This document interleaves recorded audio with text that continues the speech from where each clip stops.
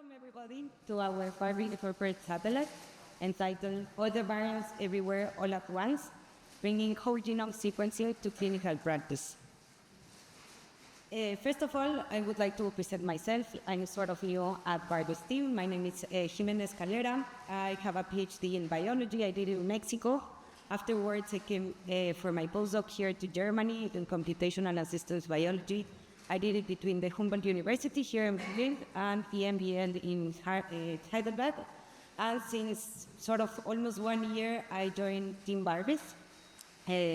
Also, I would like to introduce varvis for those that might not be acquainted. So we are headquartered in Rostock, in the very north of Germany at the Baltic Sea. We are a software development company and a medical device manufacturer. This means that our products and how we operate them are compliant with international standards. varvis is a cloud-based clinical decision support system and recently has been classified or certified as a Class C IVDR under the IVDR regulation. So, in a broad sense, this means that varvis is not for research use only, but is intended for clinical diagnosis. But going more into the detail what those IVDR certified Class C devices mean, basically the IVDR regulation classified medical devices in 4 categories, depending on the patient, on the risk they pose to the patient.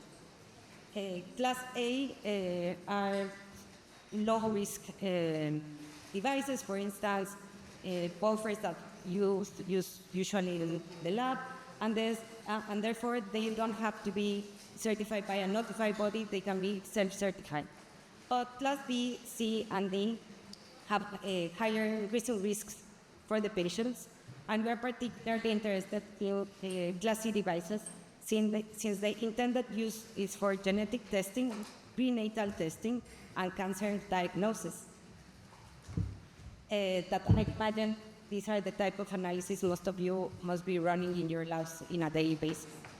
So now we are very happy to celebrate with you that we underwent through a conformity assessment by a notified body, and now we are a Class C device. But what does this mean for you in laboratories or hospitals? So here I show a typical NGS workflow. On the left-hand side, there is the wet lab part, DNA extraction, library prep, sequencing. And I highlighted on the right-hand side where varvis kicks in the in silico part. We provide a bioinformatic pipeline, we aid with the filtering and classification as well as with the reporting. So now that laboratories and hospitals have to be compliant with the IVDR as well, you can be sure that when using varvis, your secondary and tertiary analysis is compliant with the IVDR, and you can just refer to this certification. And this, of course, the most important part is that it ensures the quality standards imposed by the European Union. So going more into the detail, into the software, I'm going to use this hand separator. We are a cloud-based medical device. We support, this means that you don't need to invest in any infrastructure. We aid with the variant interpretation of SNV, INDEL, CNV. We make the calling of these variants, and we annotate using public databases, CleanBar, Nomad, as well as our own database, Alexis. We also generate classification alerts, so every time the classification in CleanBar of a variant of your interest changes, we give you an alert, and we try to make your life easy, and in just some clicks you can update your case. We don't stop there.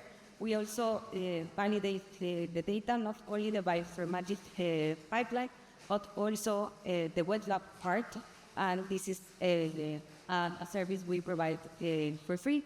And I would say the most important part is we have an excellent support team that can help with challenging cases or scientific questions as any other more technical things.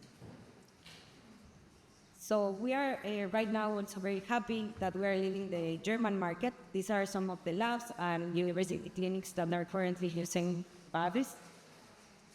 And so if you are interested in learning more about varvis or IVDR, please pass by our booth or visit our webpage or send us an email to this general address.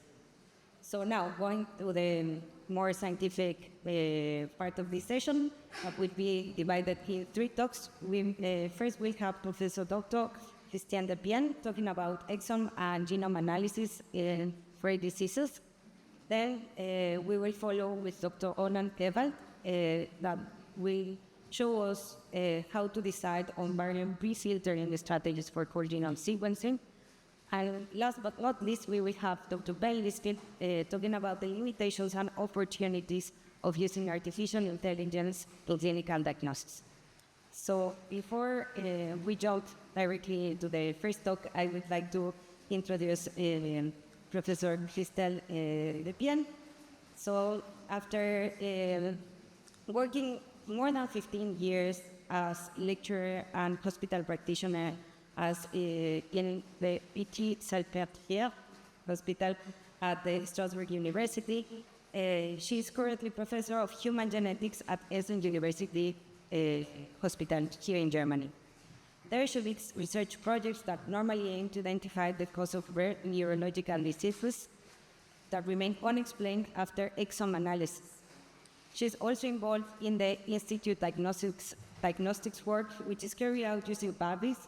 The work she will be presenting to us today stems from both her diagnostics and research activities. So let's give a warm welcome to Lisa.